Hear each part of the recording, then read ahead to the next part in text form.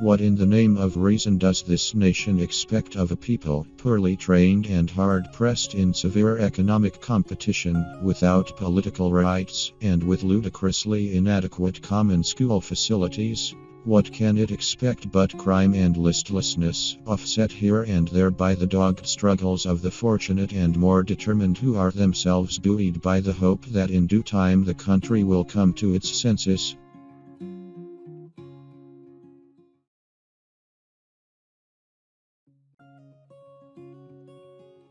Joseph Stalin was a great man. Few other men of the 20th century approach his stature. He was simple, calm and courageous. He seldom lost his poise, pondered his problems slowly, made his decisions clearly and firmly, never yielded to ostentation nor coyly refrained from holding his rightful place with dignity. He was the son of a serf but stood calmly before the great without hesitation or nerves. But also, and this was the highest proof of his greatness, he knew the common man, felt his problems, followed his fate.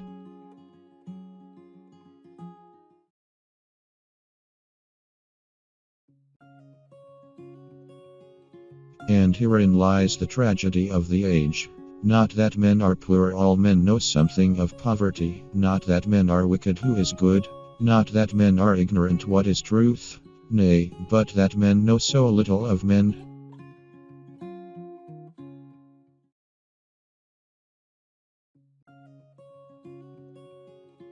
The opposition to Negro education in the South was at first bitter, and showed itself in ashes, insult, and blood, for the South believed an educated Negro to be a dangerous Negro.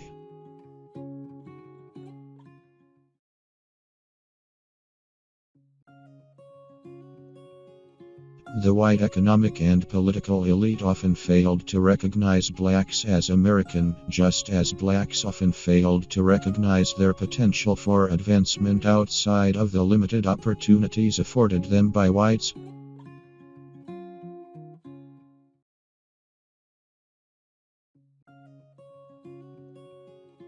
The hushing of the criticism of honest opponents is a dangerous thing. It leads some of the best of the critics to unfortunate silence and paralysis of effort, and others to burst into speech so passionately and intemperately as to lose listeners.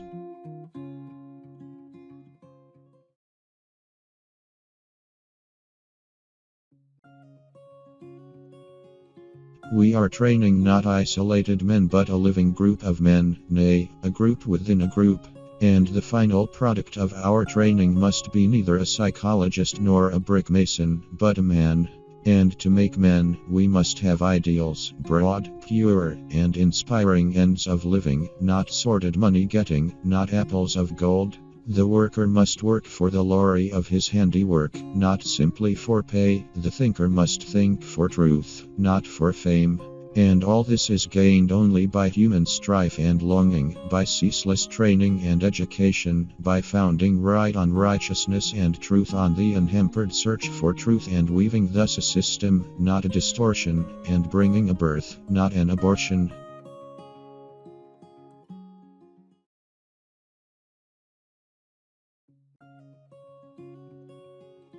There is in this world no such force as the force of a person determined to rise.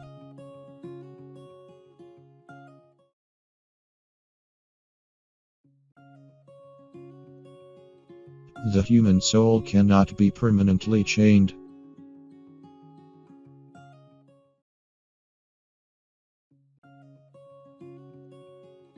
But the chief problem in any community cursed with crime is not punishment of the criminals, but the preventing of the young from being trained to crime.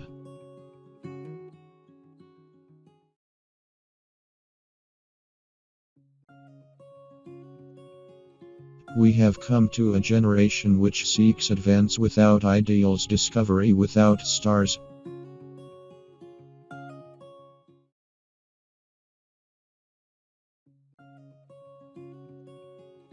Hear my cry, O God the reader, vouchsafe that this my book fall not stillborn into the world wilderness. Let there spring, gentle one, from out its leaves vigor of thought and thoughtful deed to reap the harvest wonderful. Let the ears of a guilty people tingle with truth, and 70 millions sigh for the righteousness which exalteth nations, in this drear day when human brotherhood is mockery and a snare. Thus in thy good time may infinite reason turn the tangle straight, and these crooked marks on a fragile leaf be not indeed the end.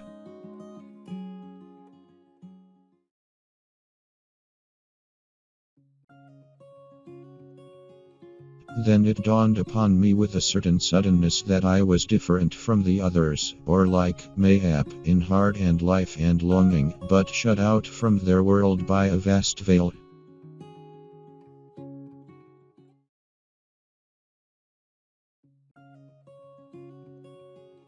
Education must not simply teach work, it must teach life.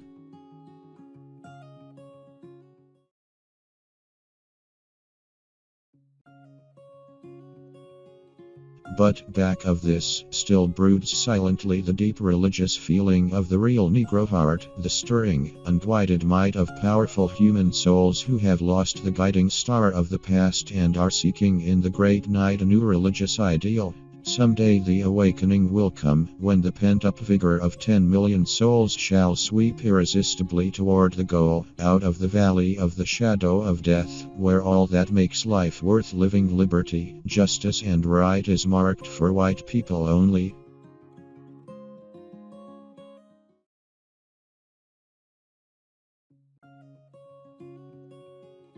Your country, how came it yours? Before the pilgrims landed we were here. Here we have brought our 3 gifts and mingled them with yours.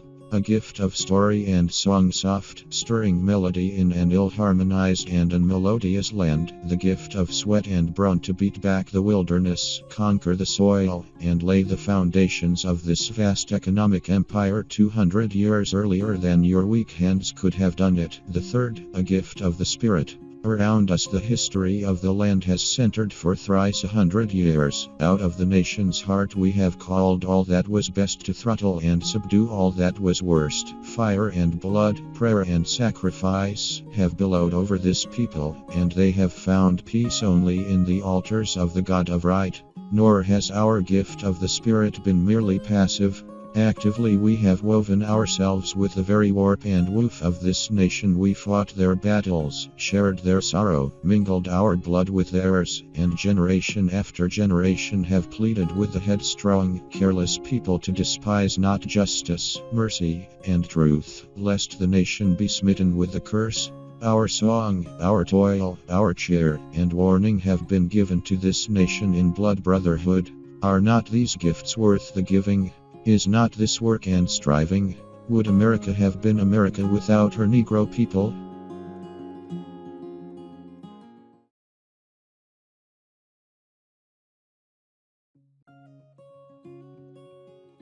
It is curious to see America, the United States, looking on herself, first as a sort of natural peacemaker, then as a moral protagonist in this terrible time. No nation is less fitted for this hourly.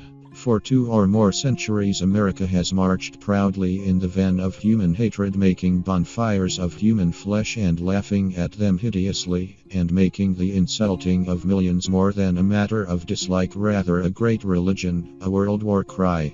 Up white, down black, to your tents, O white folk, and world war with black and party-colored mongrel beasts.